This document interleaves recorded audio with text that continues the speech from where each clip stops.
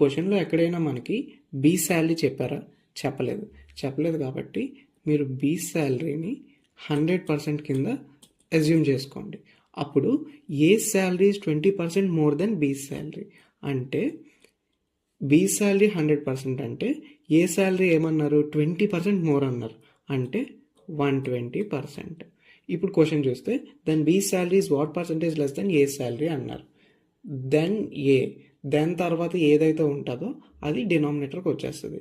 ఏ value ఎంత ఇప్పుడు 120, అది డినామినేటర్లో ఉంటుంది ఇంటూ 100.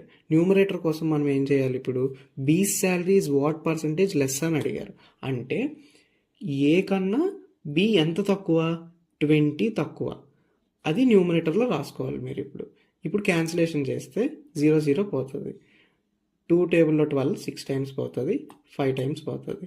20 × 5 100/6.